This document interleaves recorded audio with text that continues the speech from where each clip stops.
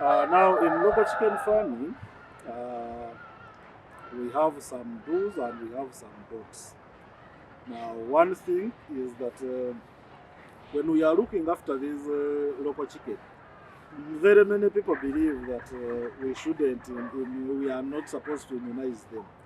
But like I've said in my previous videos, when you don't immunize, the chicken will stay there. They will be there for a long time. But at one time, you are going to get problems. Newcastle will come one day. Newcastle is the sotoka. It will come one day and wipe out your whole flock. So please, wherever we rear chicken, wherever we hatch chicken, we must always make sure that we immunize them right from day one. I cannot give you my chicks here when they are not immunized. From Marex to Newcastle to Gomboro to Fowlpox, we must make sure that we immunize our chicks. We must make sure that we provide good feed to our chicken. Very many people believe that we don't have, you should leave a local chicken to wander and look for food. Even when we are doing free range, make sure that whatever the chicken is to eat, you bring it closer. What we don't want is a chicken going around in the whole village or roaming around where it will find thieves, where it will pick diseases. So make sure the food is there, it is readily available. It has clean water. Yes, make sure you provide with it clean water. Very many people tend, when a chicken comes to drink from even where you are washing from, you chase it away, which is not good because the chicken need food, and fresh clean water. So these are some of the things that we overlook, especially when we are looking after local chicken. For us, we think the local chicken can look after itself. That is why it will take long and longer to grow at the farm. And as a chicken, it has also a lifespan. So as you wait for it to grow, maybe the danger has catches up with it and kills it. So whenever you want to start rearing local chicken, make sure you are ready to immunize. Make sure you are ready to feed these chicken. Make sure you are ready to give them clean water. Uh, the hens or cocks that stay longer at the farm, we immunize them because at the end of the day, they become carriers. They might not die of the disease, but they become carriers. And now when the hens lay eggs, you find that disease affects the eggs. That is the biggest difference, especially for chicken that stay long at the farm, the ones we call the parent stock. But the rest, we stop at typhoid, which is about 12 weeks, full typhoid, and then we sell them off. So Especially these ones those, you keep on immunizing. yes, but these ones that stay long at the farm, we have to keep immunizing them. In that, if a disease comes, it will not affect our chicken, it will also affect our eggs. Because we have had incidences where our eggs are affected. You take eggs at the hatchery and the eggs cannot hatch. And you discover there was Newcastle in the parent stock, although the parent stock was never affected because for it is immunized. Yes. So we must make sure. Those who are talking about herbal, let me clarify this. Herbal is used as preventive, especially in chicken. It is used as a preventive measure. And when we are using herbal, and then the disease exceeds the herbal, then that means you must look for something stronger to immunize our chicken, to treat our chicken. So the herbal, we use it as a preventive measure. Actually, when you have the herbal, when you have aloe vera, when you have bitter leaf, when you have jaga, when you have all these, when you have garlic, when you have turmeric, get them once in a while, or once or twice every week. Put in the water, let them drink, whether they are sick or not. So, pepper, all these charcoal dust, all these we use them as preventive measures. And the chicken really like them, and at the end of the day, you will find that you don't have very many diseases at your farm. So, we use those ones as preventive, not for immunization. Yes. So, and that also comes to the greens. The greens is something that is additional. It is something that is additional to the feed that the chicken eats. The greens is not to save you from the feeds. Don't say I have a lot of greens and chicken will eat the greens. No. The greens are supposed to be something additional to what the chicken are feeding. Just like we eat greens at home. You cannot say I've eaten greens, let me sleep tonight. You will sleep hungry at the middle of the night, you'll have to wake up and get something to eat. That is the greens. So the people who are saying, greens, they help us to save, they don't help us to save. It is an additional to the feeds that the chicken take. And then the greens also, they help in making the yellow yolk. Then they help also in making the yellow body. The yellow body, the yellow legs. People who see there is no local chicken that is born with yellow body and yellow legs. Most of them, they gain it when they start eating from outside. Yes, when they eat the greens, when they eat what, that is when they gain the yellow body and the yellow yolk. Yes.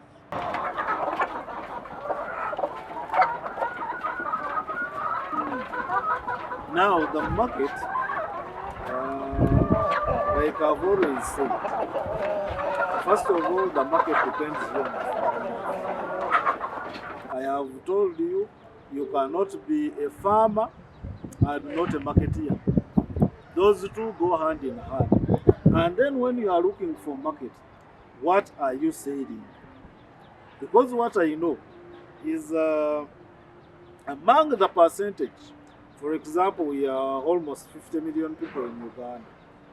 Now, the people who are rearing chicken as a business are not even more than 5 million.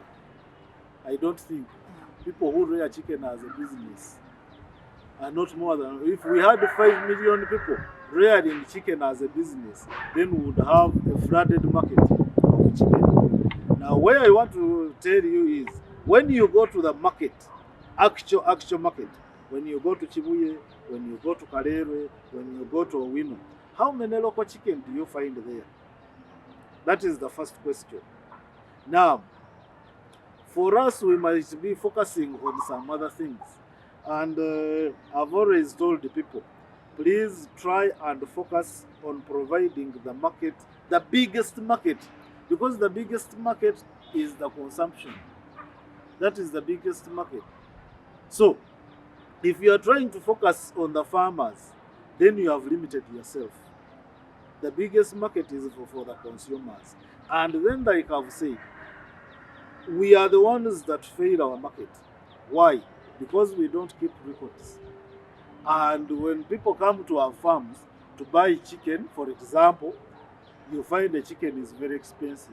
Even from the farm, you find somebody selling one chicken at the farm, 50,000. Now, what do you expect? Because 50,000, he can get maybe 2 or 3 off layers. That person can get 3 broilers. At least he's sure that he's going to get 2 broilers. At 25, he's sure that he's going to get them. So, why are you making this chicken very expensive? So, keep a record. See how you have fed your chicken. I usually give a simple calculation of buying a chick at 3,000, feeding it for 4 or 5 months, almost 15,000, which is 18,000. That is a record I got from my books. Now, when I start hatching for myself, for like now, that means I have eliminated the 3,000 that I bought the chicks from. Even here, I have started cost saving from the 15. I can raise a chicken at 12,000 in 5 months. So, if you have that record, then you can say my hens are for 20 or 25 at the farm. Then, after that, you will see how the market will flood. You will see how people will be coming to the farm every day. Because you actually don't need very many people. If you are selling 5 chicken a day, that is 5 people a day. And you had only 5 or 4 people per day. I'm going to give you an example of these women that are cooking food in our local areas. Get 2 or 3, be supplying them chicken every day, and have 2 other people. When you are selling 5 chicken per day, in a month that is 150 chicken. Do we have that number? How many people have that number? So the market is not complicated. The market is there and it is ready for us. It is us that have failed. First of all, we don't have the numbers. And secondly, when people come, because we don't have the numbers and we have been rearing this chicken for quite some time, we have not given them food, we have not provided them water. They have taken long to grow at the farm. A hen has spent almost a year at the farm. So you want also to get more money for it. And you find somebody at the farm selling 50,000. Even the musubuzi, the middleman, when he comes to your farm to buy a chicken of 50,000, how much is he going to sell it in the market? So it is us that have failed. So just know your market and know your products. How are you selling your products? A table, for example, table eggs. You find somebody at the farm selling eggs at 1,000. That is 30,000 a tray. But in the 30,000 a tray, somebody can get 2 trays. Two trays and even more of the other eggs. You understand? So somebody says, why am I suffering with these eggs? Although I want them, but it is not worth it. So know how to sell table eggs, and then know how to sell fertilized eggs. There is a difference. When I'm selling a chicken for consumption, I don't sell it as a chicken for point of lay. And when somebody buys a chicken for consumption and takes it, he cannot blame me that my chicken is not laying eggs, because I sold him a chicken that has spent some time at the farm. You see, I have already benefited from it, from its offspring. Now, the chicken that is starting to lay, that one I have not yet even benefited anything. So that one is a fresh laying hen that he wants. So know how to determine your prices for your products. Don't chase away your customers. People will be there, you are thinking the market is not there, but people are there saying, oyo musajja aseera. That man is very expensive. His hens, his chicken are very expensive. Yes, when you are supplying a hotel, you must supply them at a price where you know they are also going to gain some profits. You are not going to supply them and take away all their profits. So we should know how to determine. Let us keep records and then be vigorous in the market. Very many people come to me and ask me if I'm going to look for them market, if I'm going to provide for them market or anything when they buy chicks from me. But I usually tell them, if I'm to tell you that I'm going to look for market for you, it is not possible. First of all, we are not rearing chicken in the same place. You see, the same area. For example, if you are going to rear chicken from Mbali, how am I going to look for you in market in Kampala? You see, but we know that in Mbali, people eat chicken. People like chicken. Even the next door here in Busia, people are there, they want chicken. Kenyans eat chicken. So every one of us must go into the market and be vigorous. People that we pray with, the congregations, the workmates, everybody must know that you rear chicken and you sell them. That is very important. Because there is knowing that you rear chicken but you sell them to us, or for you are rearing them, you want to say to supply Serena Hotel. You see, when people realize, especially in the locality, I've given you an example of 5 hens per day. There are not many people that can afford to sell 5 hens per day of local chicken, which is something that is achievable. Having 5 people per day, me, I have them. I already identified my people. When I have the chicken, I call those people and they start buying them. You see, so 5 hens per day, is that too much in a market? So we must always try and find our own market. and then make sure that you are keeping chicken, you have a record, so that your chicken are sold at a price that is not exorbitant.